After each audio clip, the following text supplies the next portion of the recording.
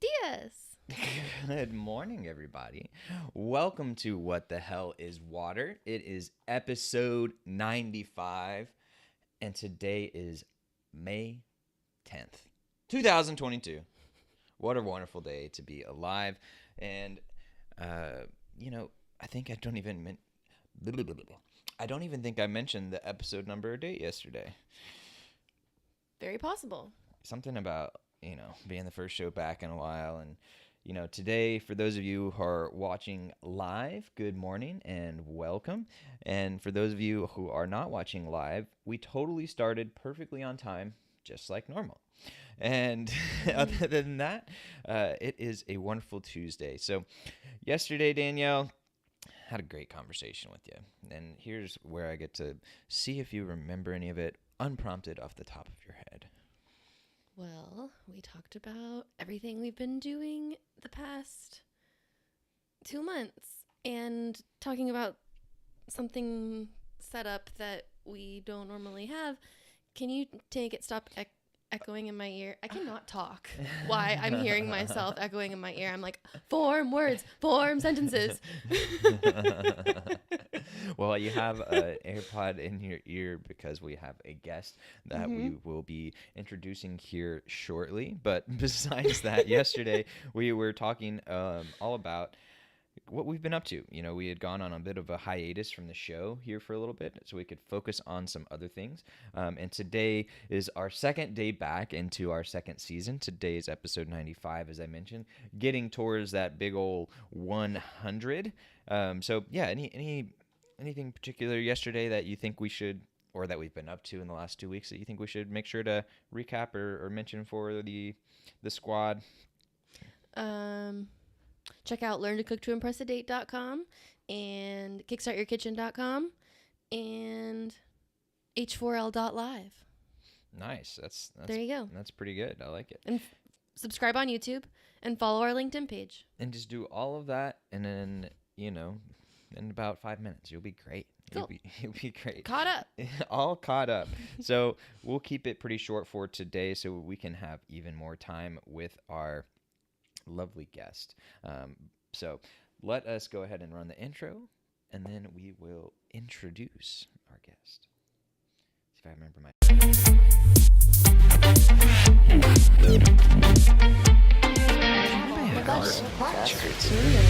Helpful for life.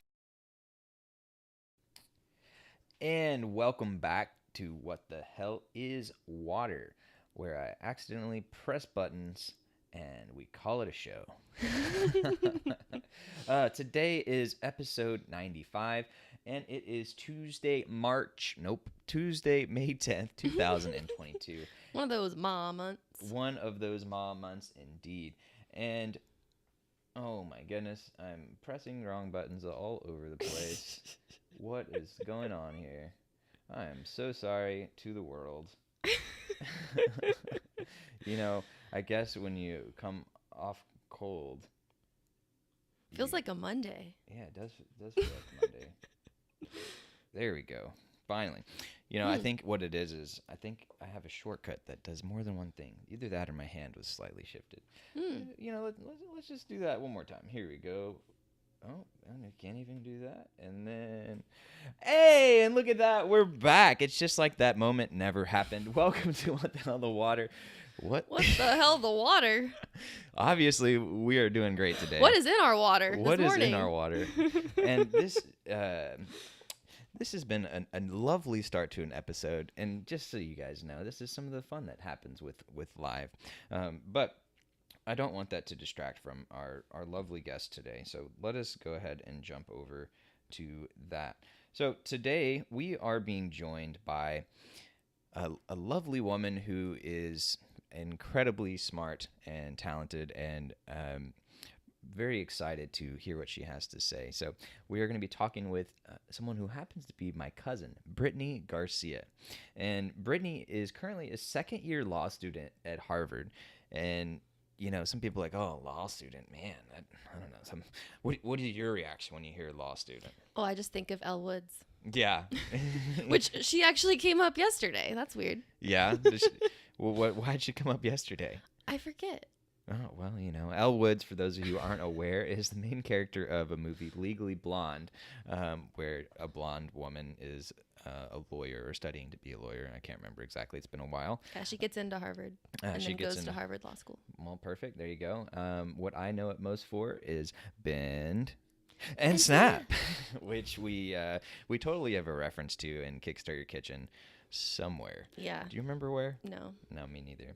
So Brittany is a second-year law student at Harvard, and she was born in Dallas, but then she went up to Kansas City and then spent some time in Nashville, all before even going to college, where she went to college in Ithaca, New York, which, for those of you who don't know, is pretty much in the middle of the state of New York. Well, towards the top middle, right? Well, that's what everyone feels like because, New York City is to the bottom right, and everything right. north of that is upstate because, it's a whole state must center around that entire city.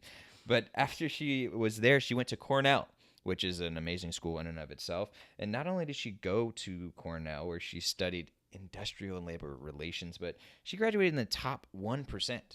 And she was named a Merrill Presidential Scholar.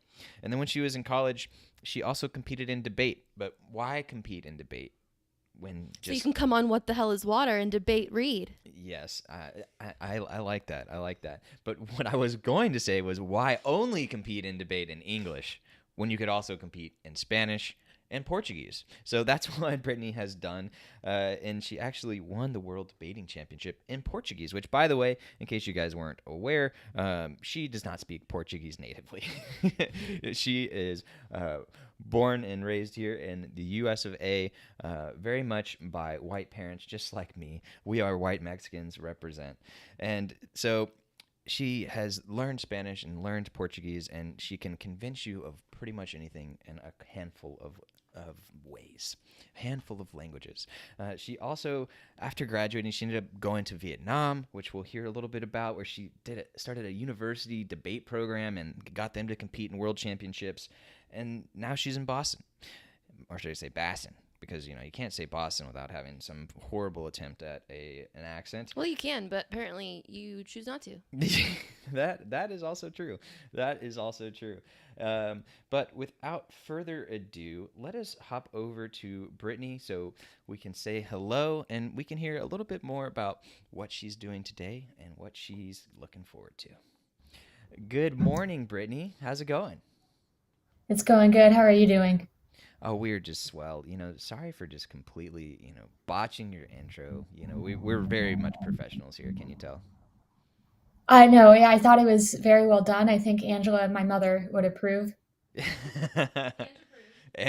Nice. Yes.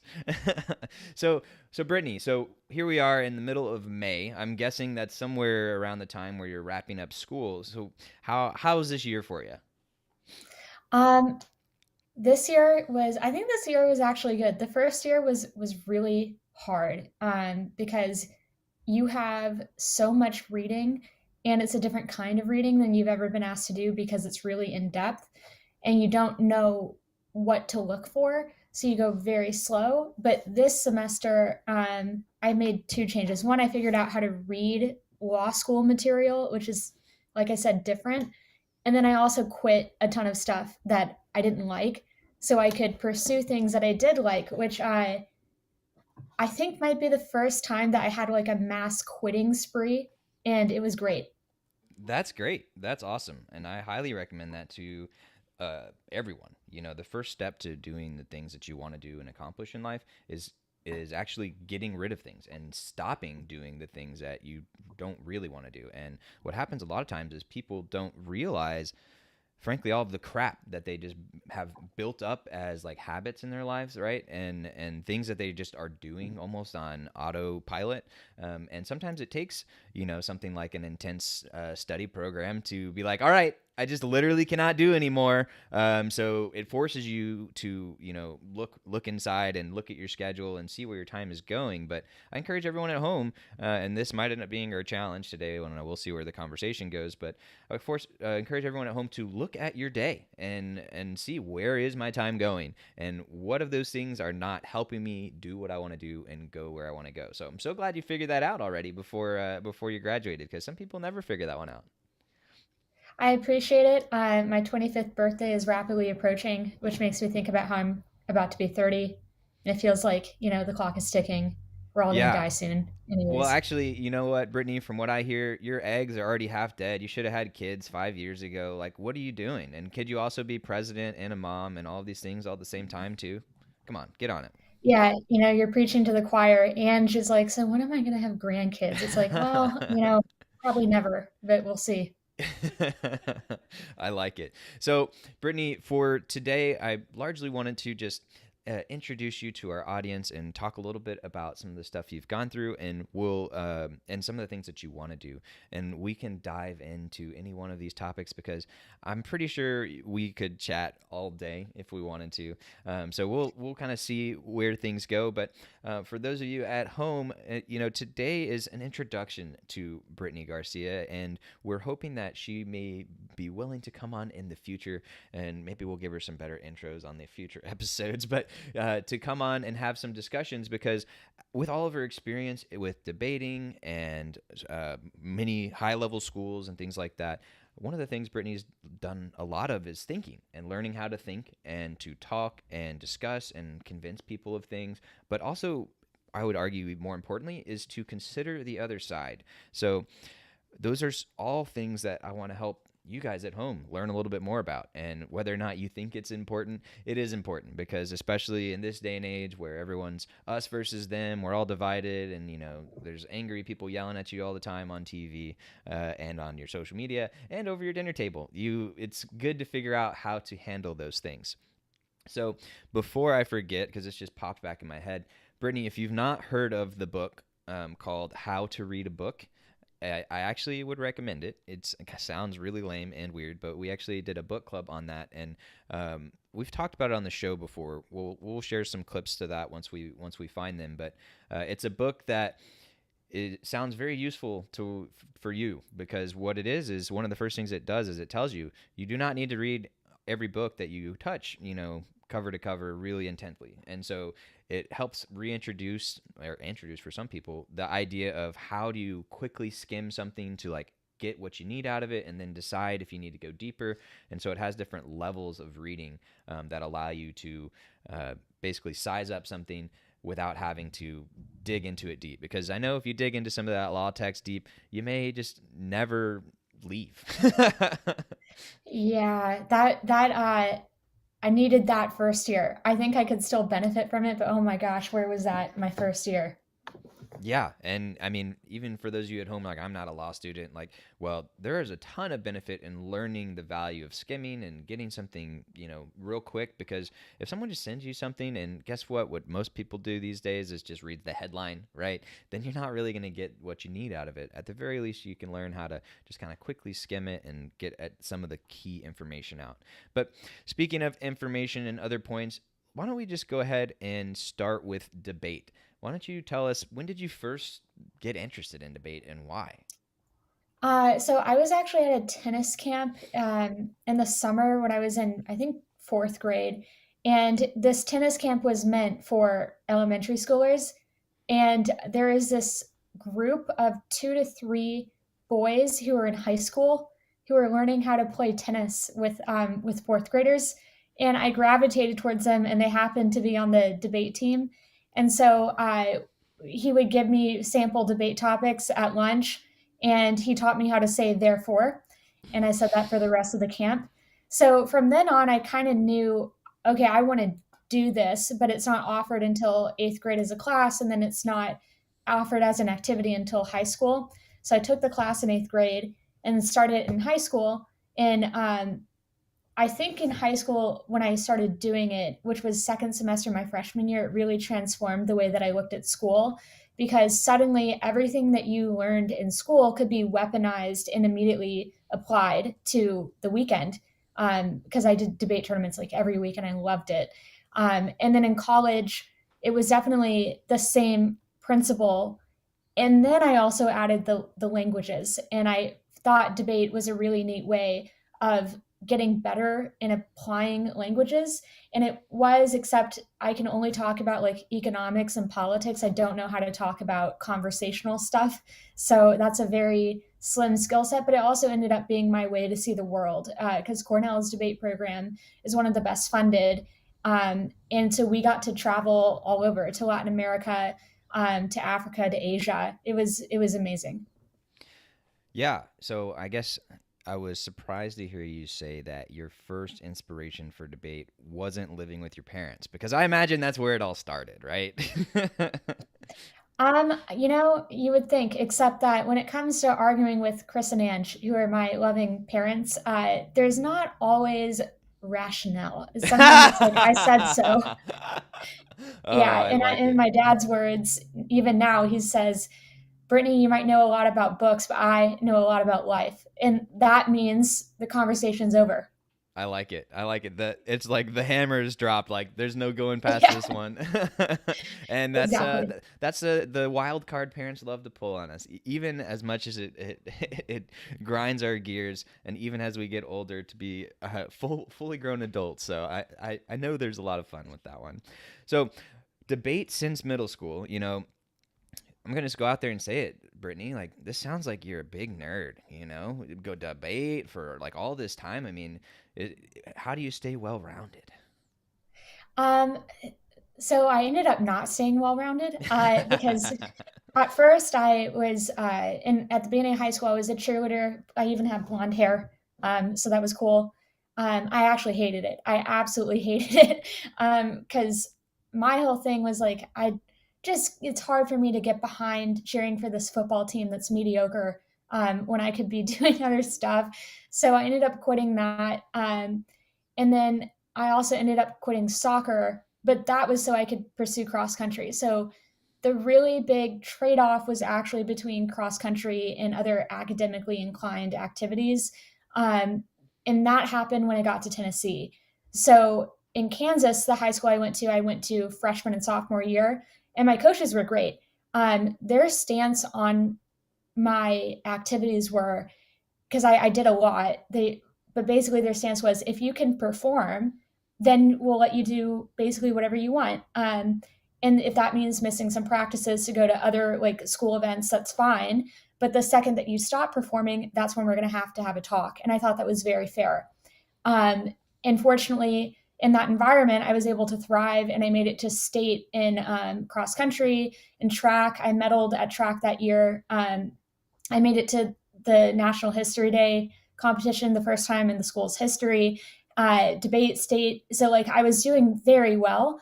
So I thought, okay, this will be sustainable. So I go to Tennessee junior and senior year, and their approach was wildly different, to where I couldn't even get permission from my cross country coach to go and get ACT tutoring for college admissions. Standardized testing has been a weak point of mine, and he told me, well, if you really need tutoring, do you think that you even have the business to think that you're going to get into these top schools? Just stay here and run with us instead. And then I also remember another time he stormed into the debate room, when I was in practice, and he yelled at my debate coach for, having practice that day because he had cross country. So then I quickly saw, like, okay, I'm going to have to make a decision here. Even though I'm performing in both, like, I was one of his best runners, but, I am a nerd at heart, and I stuck with debate. And unfortunately, or fortunate, I don't know, I guess it's just life, but something that stinks as I've gotten older is I realize that it's nice having potential, because you think about all the things that you can do. But then when reality kicks in and there are time limitations, then you have to close some doors, and it hurts because you know that I could do this and I could do it really well. So I had to shut that door on track and cross country. And at that time, I was on track to run D1. And a lot of the girls that were on my cross country team that I was beating did run D1. But I think inevitably the choice between debate and running would have come up, and I have no regrets. That's awesome. And yeah, I mean, I can totally relate. I've had a lot of people knocking down my doors for male modeling gigs, and I just got like, I can't right now. I've got too much going on, just beating them away. Isn't that right, Danielle? So, so accurate. It's the uh, Garcia genes. It's it's the tough. Garcia. Yes, yes. You know, being so tall as us Garcias are, it's just natural. So we're in the mini modeling Oh, class. mini modeling. I like that. But yes, I mean, again, like I think one of the nice things about you being a oh, thank you. Uh, sorry, your mic was muted. Darn, whoops. Oh. One of the good things about doing so much so early on is that it forced you to figure out about prioritization and time management and things like that. Again, something that we pointed out that a lot of people don't realize sometimes ever, right? And that's one of the things that we want to help people with here with at Helpful for Life. Um, but you know, one other thing I wanted to point out was depending on different environment that you're in, you may be able to thrive doing some things or multiple things. But if you're not in the right environment, sometimes it can exactly do the opposite and hamper what you're trying to do. And in this case, maybe it was a good thing that you made that move and you had to reprioritize and they forced you to focus because who knows where you'd be, right? Maybe you'd be doing something completely different. Maybe you wouldn't have gotten into the schools you wanted and all that type of stuff. And maybe that would have been a great life. Who knows? We'll never know. But it got you to be where you are today. But another thing I wanted to point out was that this ties in very well with another thing that we've talked about in the past, which was another Rome book club thing. So the first thing I would mention was how to read a book, which I did in something called Rome Book Club. Well, the second Rome Book Club I did was on these two other books called So Good They Can't Ignore Your Range and No, so so good they. so good they can't ignore you. Sorry, and range, which I combined into a segment that we called "So Good They Can't Ignore Your Range." And in that, they talk about different ways of developing. And range is more about, hey, do a lot of things, but don't go quite as deep. Whereas "So Good They Can't Ignore You" is like, hey, choose something and dive deep into it so much so that you're so good they can't ignore you, right? And so it's interesting because in that book they talk about the different approaches and like should you do this or should you do that, and so we had a lot of fascinating conversation. So we'll share some clips to that when we get those. So good they can't ignore your range. But also I think you would maybe find those interesting as well. So That does sound interesting. yeah, yeah, and because you know, especially when you're below 18, when you don't have as much control over where you are and what your development process is and all that kind of stuff, is the more you can learn that there are other ways and you could try some of those other ways, it can help you, you know, get past some limiting beliefs because a lot of times it can only be sometimes it's just one person, right? Maybe it's a teacher, maybe it's a coach, maybe it's a parent or something like that. But if they're limiting you and preventing you from learning and becoming the person that you want to become, sometimes it takes a change of environment, whether that's one that's forced or just kind of a virtual environment that you create for yourself, you know, in your own space, in your own time. Sometimes it says, hey, you know what, this way's not working, let me try a different way.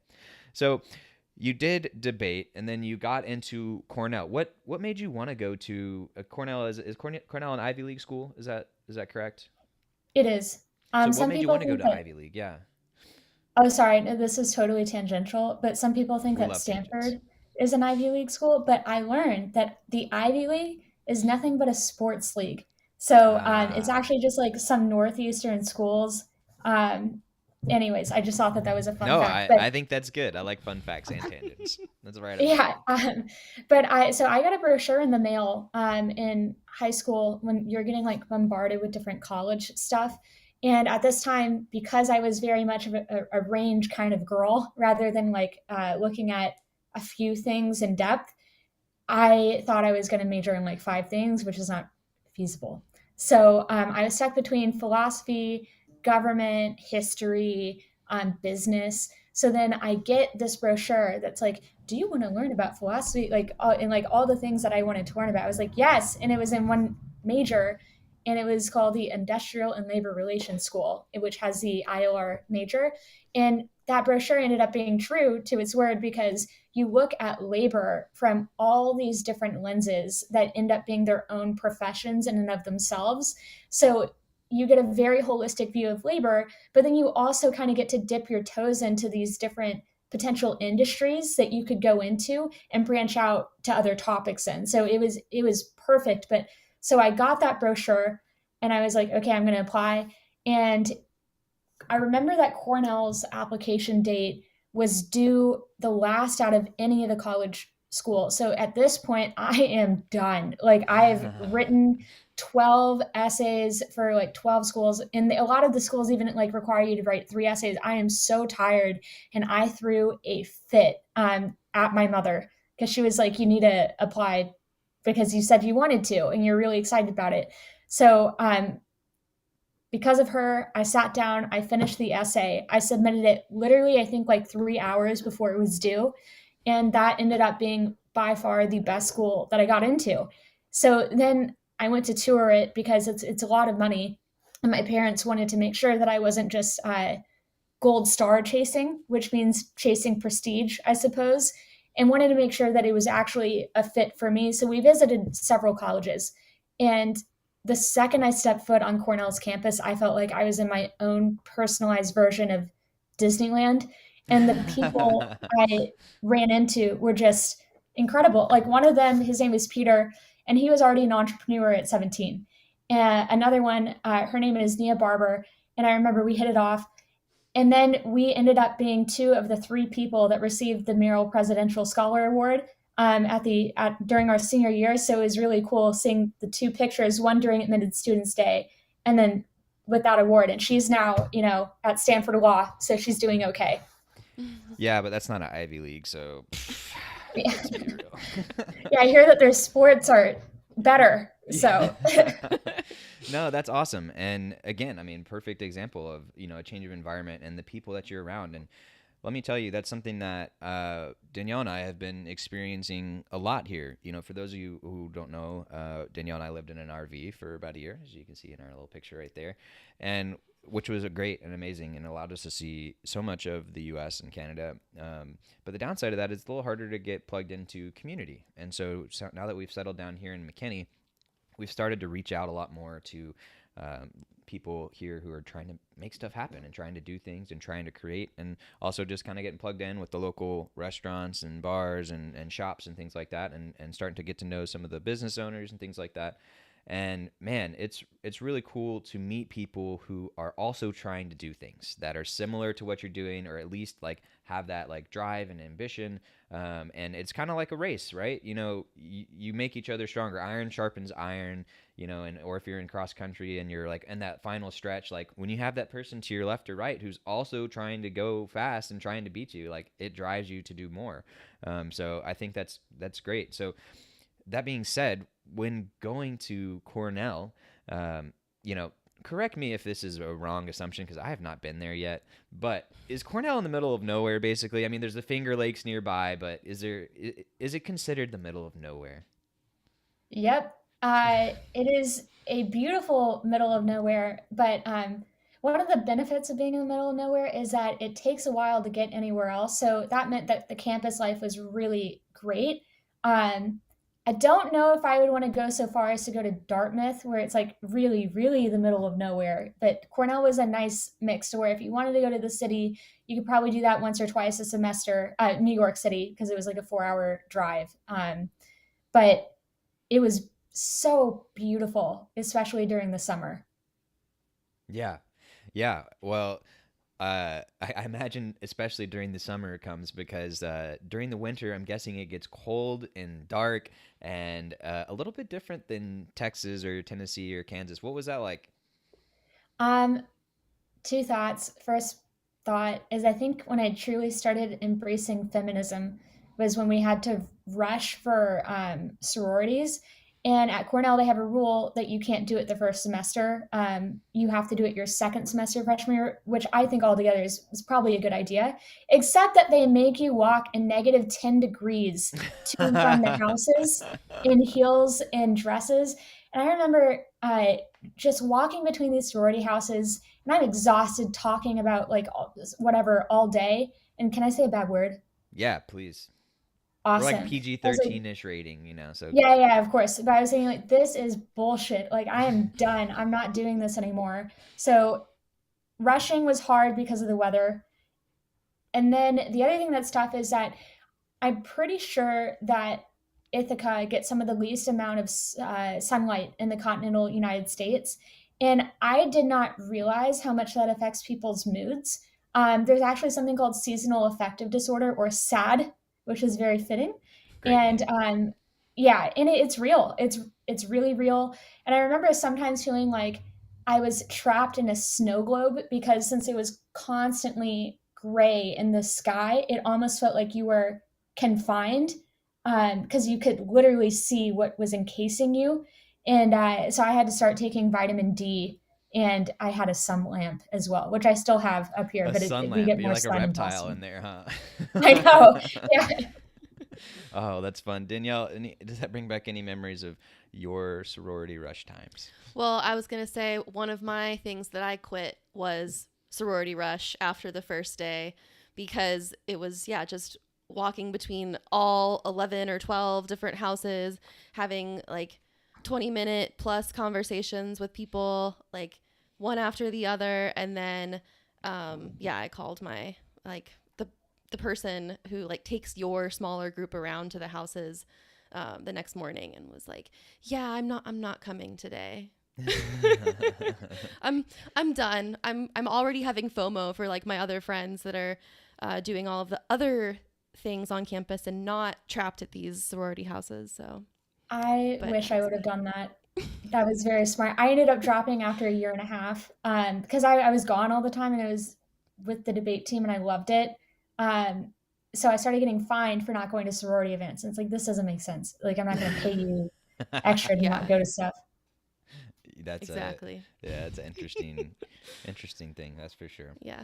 So as you were doing this college life, right, and you're doing debate, doing sorority for a little bit, did were you all pedal to the metal? Were you able to have some relaxing time, or were you finding your relaxing time and enjoyment from spending time with the debaters and things like that, or what did that look like for you?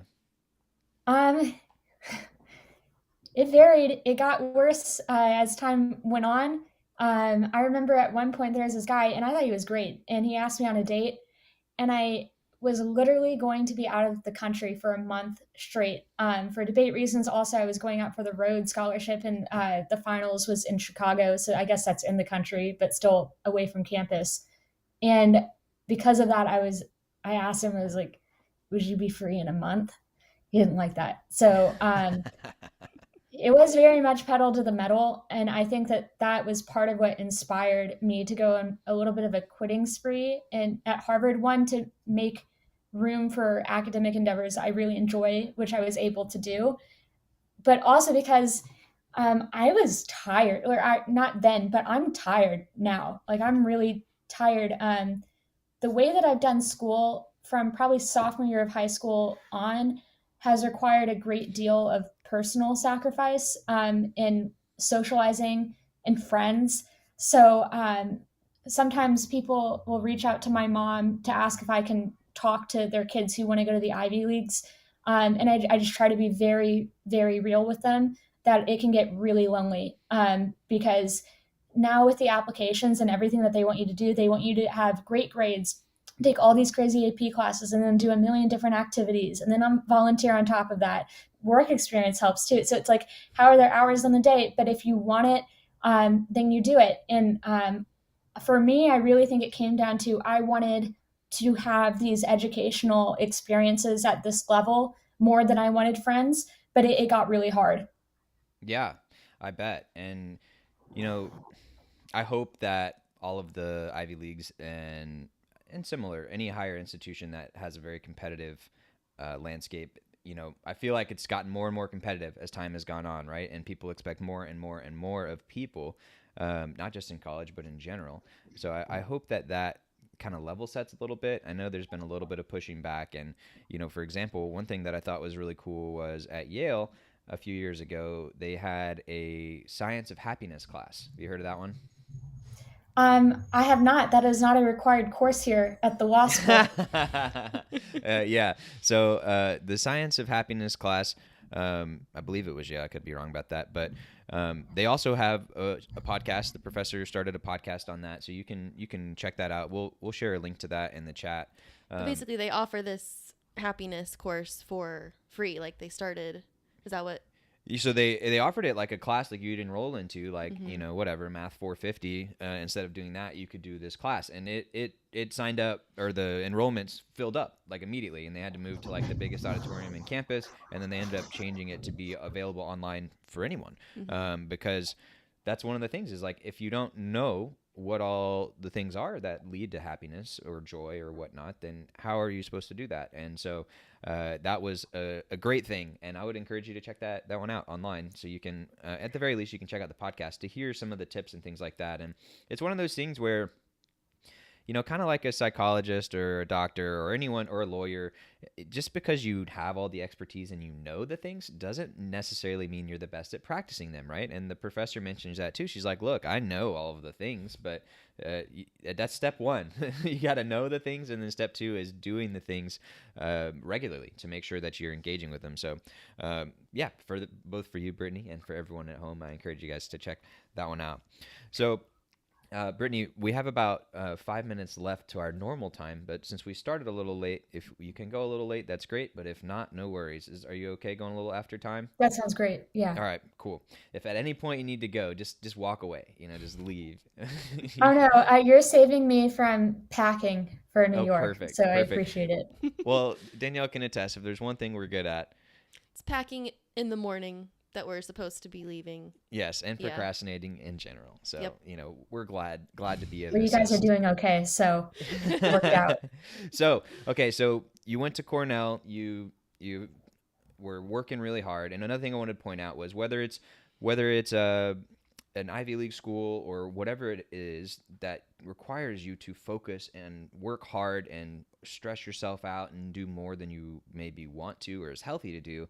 I think it's okay to do that in spurts. The problem comes when you do that, it starts in high school and then it continues to college and then it continues to graduate school and then it continues to the world, and then you just never stop, right? So I'm glad to hear that you've had a couple of checkpoints where you're like, hey, all right, this is maybe not it. Let's reel it back in, and you're kind of refocusing. But I would also encourage people at home, like, do not be afraid to have a period of time. Maybe it's not 4 years for you. Maybe it's a week or a couple weeks or a month or a few months or whatever it may be. But have that time to go intensely doing something, because it will probably make you a better person. You'll probably learn a lot. You'll probably do some cool things. Would you agree with that?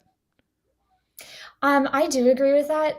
What I'm about to say is pretty controversial, and I've actually run up against people who really dislike what I'm about to say throughout high school and college and now. But for me, my end goal and like my ultimate value, I don't think is happiness. I've recognized at certain points in my life that the balance I had at that particular time was not enough to be sustainable. So I guess the way that I have like used happiness is as a way to pursue the work that I want to do, but it really is my passion for the work um, that I would like to pursue, even though it does come at a cost of happiness. And don't get me wrong, it provides fulfillment, but that fulfillment is different from the happiness that you might feel of having like one of the best vacations of your life with your friends. Um, and that has really pissed some people off, that sentiment. uh, are these people pissing off people who want to be spending time with you? Uh, you know, Probably not. I remember one of my cheer coaches in high school called my mom because, she assumed that my mom was the one that was pushing me to do all this, like all these crazy activities. And they weren't. They were like, we think that you're doing too much and stuff, but they let me figure it out for myself, which I really appreciated. And it ended up working out because I'm amazing. And I know this, right? No, I'm kidding. But it ended up working out. But I had people who would repeatedly sit me down and say, you're doing too much, you're doing too much. And sometimes it was helpful. One of the more constructive comments I got was that I needed to find different ways to deal with stress because it was visibly like you could see that I was overwhelmed. And sometimes it would come out, unfortunately, in how I treated people. So that was a very constructive set of feedback. But what I didn't like and what I hope not to bestow onto other people is like that there is a right way to do life, that there's a right balance to strike. And I've had to be cognizant of that from the other way around of like, well, if you miss going to Thanksgiving, then yeah, you'll miss out on the memories, but you'll get to study more and you'll get an A+ that'll put you in a great spot for grad school apps. So I think it's just important for everybody to remember to each their own. And for someone who's assessing individually what they want to do, just think about playing around with the balance that is right for you.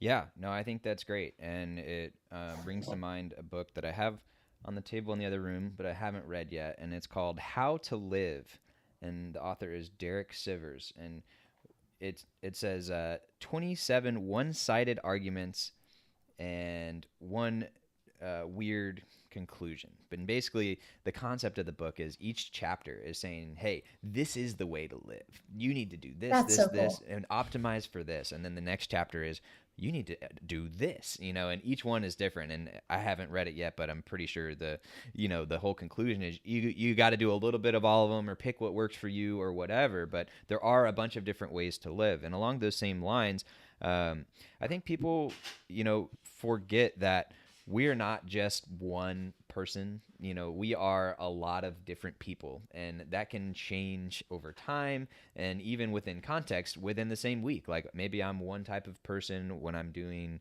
something with my entrepreneur world, whereas I'm spending some time alone with Danielle, I'm a little bit different. Where I'm in this other environment, I'm something different. You have any thoughts along this, Danielle?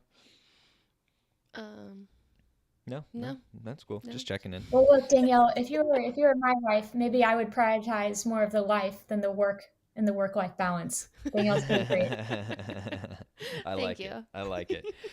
So one of the things that I wanted to ask you about was your time in Vietnam. So why don't you tell a little bit of a story of how that started and what you did there?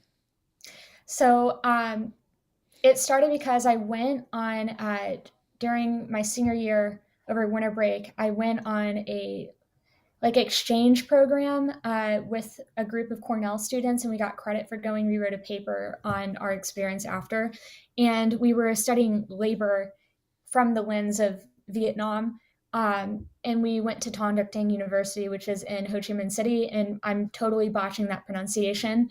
But I, when I was there, one of their workers came up and said, "We're looking for English teachers, and if any of you would be interested, we would probably hire you." So I approached him, and I asked him, I was like, "Look, I'm fine with teaching English. Would you let me also start a debate program? Because in my experience, it is a fantastic vehicle for language learning." And then I gave him the spiel of my debate experience in different languages, and they said yes. So then I go to Vietnam, and I for after graduation, and that was probably to date one of the hardest things I've ever done in my entire life. There were just like mistakes after mistake after mistake. And I don't know that it was necessarily the mistakes that were the hard part, but it was also like the lack of forgiveness and the self criticism. So at Cornell, very liberal. So there's a lot of woke sayings like, well, your intentions don't matter, you hurt people, and stuff like that. Um, and you just can't live like that. Like if you're going to go to a different country and be immersed in a new culture, that just cannot be the attitude that you have, or it will not be sustainable and you will not be able to work there. So I think that one of the first mistakes that I made was I took the word of my supervisor that the amount of money I was going to get paid per month, which was $500, was totally enough to live on in Vietnam. And where they were right is from a Vietnamese standard of living, that would be fine, because a lot of times the students will live with their families, or students will live, multiple people are sharing a bed. And by Western standards, like it's just very different. Like I'm not going to do that. So it was kind of a cultural difference that had an impact on the cost of living. And also there were some food elements of like where I was still acclimating to the food, and the Western food that they had up there was more expensive. So I quickly realized that I am going to burn through cash, and my parents were not paying for this trip. And my dad was very clear that if you can't make it work, you were coming home. So then I was like, shit, because I am here and I'm semi representing Cornell, even though I'm not on any official measure doing so. But I'm representing Cornell, and Cornell wants to deepen relations with this school, and I'm kind of a way to do that. So I'm thinking, I really want to do right by Cornell and not, you know, upset anybody. But then I had to, because I was like, I'm not going to be able to stay here on that amount of money. And it was totally my fault. I should have done more research before about the cost of living, before I accepted the $500 a month. So then I was on Facebook, and I had connected with somebody there who had a nonprofit, that taught debate stuff, and they were able to pay me like $2,000 a month. So I went to my boss and was like, I'm so sorry. I have to quit. I'm going to go and do this. I just cannot afford this job. And then they That's matched a funny it. phrase. I cannot afford this job. But it's so true. I feel like it happens so often. Like, or yeah. With anyways. No, I agree. I mean, we have a friend right now who's like, I enjoy the people and maybe even the work, but or at least parts of the work, but I can't do it because you don't pay me enough. Like, yeah, it's taking my time to do this work that like I could be earning more elsewhere. So yeah. Right. And so they ended up matching the pay, but then like at different points, and it was not by any ill intention, but we would not get paid on time. Or the way that Vietnamese systems work is, and this would qualify as being paid on time. This is not like in one of the categories of not being paid on time that I'm talking about, but they would pay you like half of your pay at the end of the semester. And so they say that that's part of the reason why the Vietnamese are so much better with managing money, unlike us silly Americans that get paid on a weekly or semi-weekly basis. They'll get paid part of it on a monthly basis, and then the other part on a semi-annual basis.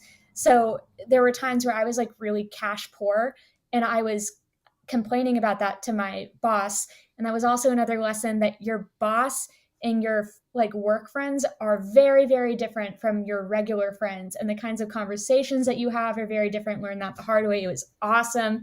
But then he pulled me aside and he was like, you have to understand that, and this was actually my boss's boss. He pulled me aside. He was a Vietnamese man, and he was like, you are making more money than I am as the director of this program. And that made me feel like a massive piece of shit. I was like, oh my God, because I'm nowhere near as qualified as he is. And it was very explicit that they would pay the foreign teachers, who were usually white, more money than the local Vietnamese teachers, even if they were better, especially in my case. Like, I didn't really have English teaching experience. So then it was tough to reconcile the fact that I'm getting paid a lot more than I probably should, and I'm still struggling. And it was kind of like, what do you do with that tension and being able to sit with that discomfort? Yeah, that's tough. But that's also one of the things that I think travel can teach lessons that you can't learn otherwise, or at least not as easily. And so I think that's a really cool thing that you got to experience that and feel it firsthand. And also, I imagine as you go to Vietnam, I mean, please correct me if this isn't true, because I've not been. I don't know that much about it, to be frank. But you see a lot different spectrums of life and standards of living and different ways of living, and some of that's cultural, some of that's financial, some of it's a lot of factors, right? But it's an interesting thing, and people, especially in America, at least, you talk about what you know. It's very easy for us to have our frame of reference of the value of a dollar and how far it goes and what it allows you to achieve and do and stuff like that.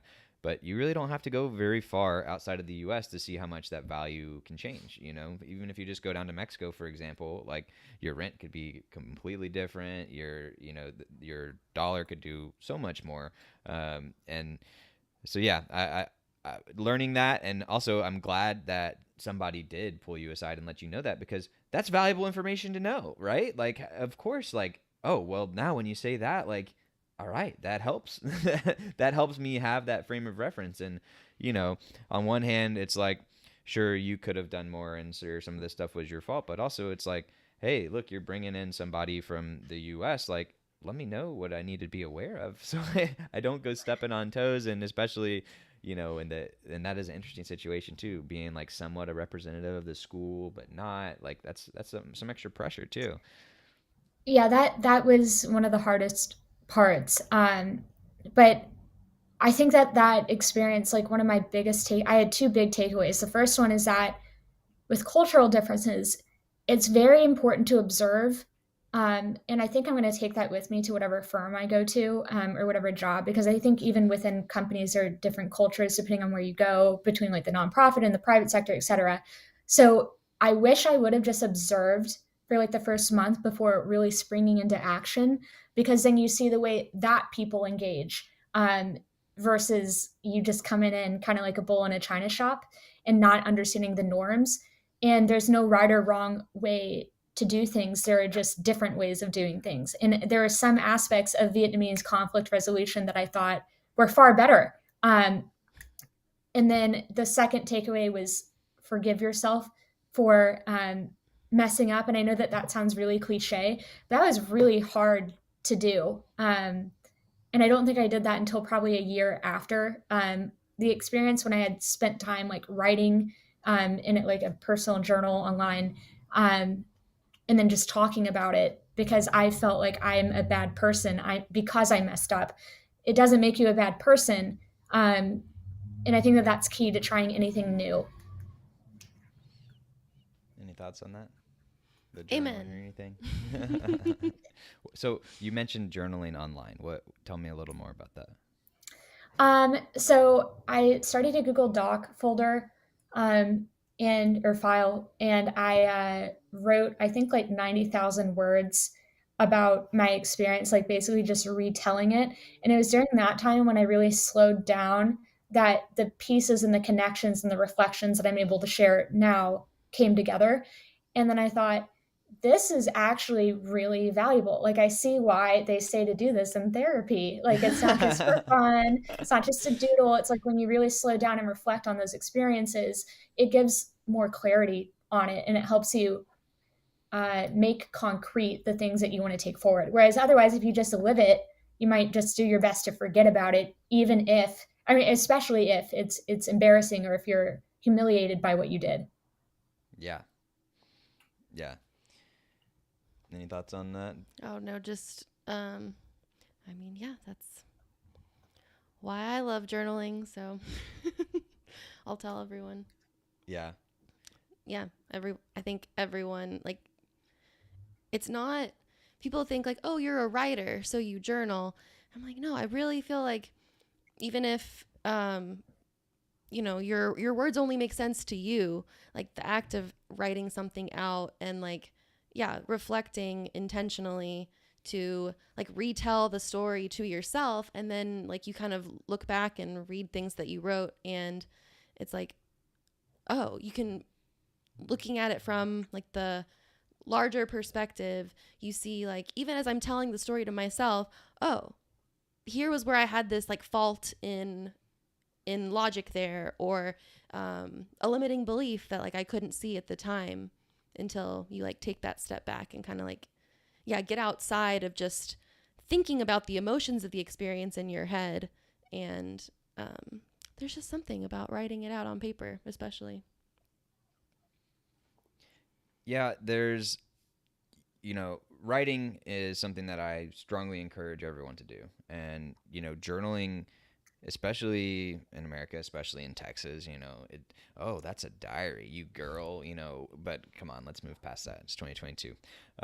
And actually, there's so many famous writers and journalists and diarists and memoir people who, of all sorts, right? And the beautiful thing about writing is that it allows you to separate the things from yourself, and it allows you to take the things and the thoughts and the worries and anxieties and all that stuff and the stress, and it allows you to examine it and put it outside. And this is regardless of if you ever show it to anybody, right? I think a lot of people get so concerned about whether or not they're going to show somebody something, but that they don't even realize a lot of the value is just for yourself, and also giving yourself that time to work through it and process it and deal with it. And I'm so glad that you had that realization, and it lines up perfectly with what I've kind of been weaseling my way into with the last few weeks, as I've kind of been trying to distill what it is I'm trying to do with Helpful for Life. And one of the things that I've kind of narrowed down on is I want to help people slow down. I want to help people think. I want to help people feel, and I want to help people create, and I want to help people be involved with a community. And so these, I think, are kind of the keys to life. Like if you do those things, it can help you achieve whatever it is you want to achieve, do whatever you want to do. And a real quick reference to earlier when you said that you weren't pursuing happiness, I wanted to make sure that I pointed out that there's a difference between happiness and joy.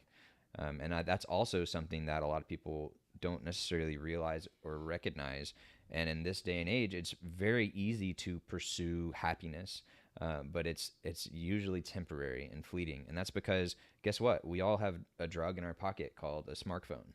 And we've got whatever type of entertainment or whatever that we want to do, you can do it. Especially if you have money, you could go anywhere, you can see anything, you can taste anything, you can hear anything. Like, that's the beauty of the world we live in. But the downside is that oftentimes just serves as a distraction to other things that are going on in your life that you either you don't want to deal with, or maybe you aren't striving for that thing that you want to strive for. And the way that you can realize that, the first step is to slow down, to think about it, to process it, and realize what you've learned. Because a lot of people have a ton of really good experiences that they've had in their life, but they've never themselves learned from it because they've never taken the time to analyze it, right? And I remember I used to kind of roll my eyes at the idea of therapy and it always going back to like your childhood. But then you start to live and you start to talk to some people and you start to see it in them and hear it from them. And you're like, oh yeah, okay, so you had overbearing parents, so that's why you are the way you are. Like, I see that. That makes sense, right? And it's like, oh, okay. So yeah, just a couple of cents there for you. Yeah, and that was also a really weird realization during Vietnam. And I don't know how much Ange and Chris, my loving parents, are going to like this, but realizing that, because up until this point, my parents' advice was usually really helpful because they just have more life experience than I do. So, how do I approach a boss? How do I deal with a coworker who is just being, weird? But in Vietnam, that was the first time that I realized I actually might know more than they do in this particular context. So some of the advice that they were giving to me didn't translate very well over there. Um, so I think that, like, I know that, like, when we're all kids, like probably around 10 or 11, like, we realize that our parents aren't perfect, but they still know more than us. And so then it's really, really weird coming to a point where it's like, I still think that on the whole, they know a lot more than me, especially as my father would point out about life. But there are certain elements of life that I just know more about than they do from experience. And that was really uncomfortable because it's like, well, then who do I go to for advice if you're kind of on this path that people that you know haven't been on before? And the answer is helpful for life, Brittany. We'll go back in time and we'll be there for you. But for those of you who are out there now wondering that exact thing, who do I go to? I mean, that's exactly what we're here for. So please ask us whatever question you guys have. Tell us whatever big life problem you have. Be respectful of the privacy of people around you. Make sure you don't just go post your all your dirt on the comment section. That's not what we're about. But reach out to us and tell us what you're trying to do or what you're struggling with, and we can help point you in the right direction. One of our goals is to help distill the knowledge that we've acquired as a humans for thousands of years, and things like, for example, writing and meditating, things like that people have done literally for thousands of years. We've kind of untrained ourselves to do because of civilization and new shiny technology and things like that. But our goal here is to help you guys figure out how you can live the best life that you want to live. So yes, one other thing I wanted to make sure to point out was your willingness to have grace with yourself. And then also, you didn't quite say it this way, I don't think, but one of the things I want to make sure to point out is that your failures or your mistakes or whatever, those aren't you. They're just something that you did. And that's been a really big lesson for me as an entrepreneur is again, trying to separate my work a little bit from myself. And I have an episode where I talked a little bit about this, and it was my first solo episode where I was just talking to the camera, and I talked about the struggle of trying to make something and then beating myself down and never actually finishing it because I could see everything that was wrong with it, right? And so whether it's on a specific thing that you're working on or something larger, or in your relationships or whatever, recognize that failures are going to happen. And failure is not a bad thing. Failure is an opportunity for you to learn from something. And if you go into it and you fail and then you just beat yourself up, well, what happens is you beat yourself up and you feel bad, which then leads to other negative things happening in your life. And, people who are familiar with depression know that, hey, like, I feel bad about myself, which leads to me not doing things, which leads to me feeling bad about myself. It's kind of a vicious cycle. So if you hear nothing else today, hear that your failures are separate from you, and just try and learn from them and try and move on and keep your head up, and don't let them define you. Much like a mental illness or a sickness or something, it's like you are not, you are a person with a disability. You're not defined by that disability. And for those who've heard that before, it's not defining who you are. It's just part of what you've done, right? And who you are. Well, we should probably wrap up here in a few minutes. And again, like, there's so many good different directions we could go. But I wanted to tease at least one of the discussions that we might possibly cover. And that is around kind of meritocracy. To go back to what you were talking about earlier in high school, when you're like, one of your coaches said, hey, if you just keep performing, like, you can do what you want. And I was like, that sounded great. It's like, hey, in my mind, that should be a good thing, right? If you are doing the things, you are achieving things on your merit, then you can keep going. And one of the things that came up in the news within the last few months was the swimmer who, and I don't remember their name, unfortunately, but it was a male who has transitioned into a female in the swimming world, and she is now breaking all sorts of records. And a lot of people are like, hey, is this right? How, do they have some sort of unfair advantage? And Brittany, this is a topic that her and I had kind of texted loosely over once before, and I was like, hey, this seems like a really interesting discussion for us to have on what is, one, specific to this situation, like, what are the factors at play, what are the things to consider, and what is quote unquote right, or at least the things to think about. But then also just kind of on the broader sense, like, what is the deal with meritocracy? And our other co-host, Ryder, he's probably got a lot of thoughts on that one. So I'm looking forward to having that discussion sometime. So we're looking forward to having Brittany here come on in the future to talk a little bit about various topics. Sometimes we'll talk about something specific, like the meritocracy discussion I just mentioned. Other times I think we might try and distill a little bit of the knowledge and skills that you've gotten from debate and from school and from international travel, and try and help share a couple of those tidbits with our audience. That sounds great. I would love to do that. And it's just funny hearing you characterize it as knowledge and skills. I will be sure to pass it on to my parents, because I cannot hear the end of how, Brittany, you need to stop with all the school stuff and start making money, from my dad. So I will share with him that you said that. Yes, and we will have we're going to have a whole series on money at some point, because it is an interesting thing and is interweaved with psychology and history and sociology and so many different things. And I imagine, especially going to a couple of Ivy League schools, I imagine you had a brush with a lot of different types of people around money. Some rich, some poor, some everywhere in between. Yeah, the spectrum was unbelievable. Like, I don't know if you saw, but in my class there is a student who, I think he was a trash truck driver, or a trash man, before getting admitted to the law school. So you have that, and then I think I also went to Cornell with, I think it was like George Soros's granddaughter. So it's just like a complete spectrum. It weighs towards the rich, but there are a few people that have come up from just in extraordinary circumstances that they've overcome. Yes. Well, any last thoughts, Danielle? Mm-mm. Well, cool. Well, thank you so much for joining us today, Brittany. We look forward to having you in the future. So, just so our audience knows, what are you up to this summer? So, this is your second year. How many years do you have to do as a law student? 3. So this fall, I'll start my last year, which is great. And then this summer, I'm going to be working at a law firm. Hopefully, they'll give me a return offer. I have no idea. And then I have like a month off between the firm and when school starts. And I plan to go to Mexico for a month and just stay there. All right, that's exciting. That sounds awesome. Yes, I talked with Brittany yesterday, and I said we're gonna have to go visit. For sure.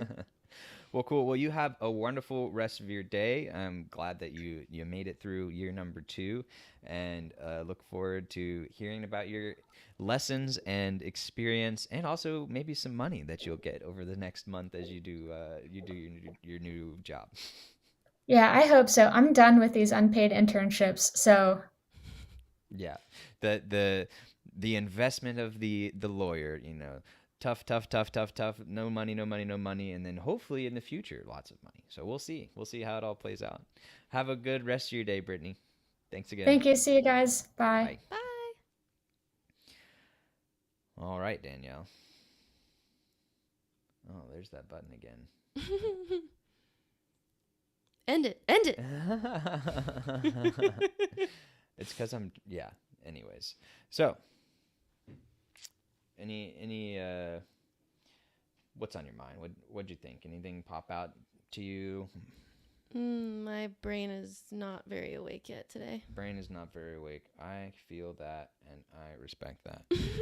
So thank you guys for joining us today. Just a quick recap: we had Brittany Garcia on, and we talked a little bit about her journey through high school, through college, and into grad school, and some about how she went to Vietnam and helped establish a debate program there, but also a lot about the struggles and the quote-unquote failures or mistakes that she's experienced along the ways, and some of those cultural, some of those otherwise, but I think there's a lot of valuable nuggets that were sprinkled throughout that episode, so I encourage you guys to really think about it and reflect on what, maybe there's at least one of those threads that you should try and pull on a little bit more. Do you have anything that popped into your head as something that would make for a good challenge for today? Or I feel like we said it in the first 20 minutes. You said something. Yeah, we did say something. That is wise. No, like this could be the challenge for the day. I feel like you said it really early in the conversation with Brittany, but maybe not. Yeah, I remember that as well. Let's see here. My notes. Do. Boop. Boo doo. Boo boop. Boo doo. Do do do. Do do do. Do do do do do do do do do do do do. Yeah, it's not ringing any bells for me. I remember saying that, so once we find that, maybe we'll bring it back up. But cool. Until then, I like the idea of there being some sort of reflection or writing challenge. Does any of that vibe with you? Do you have any? Maybe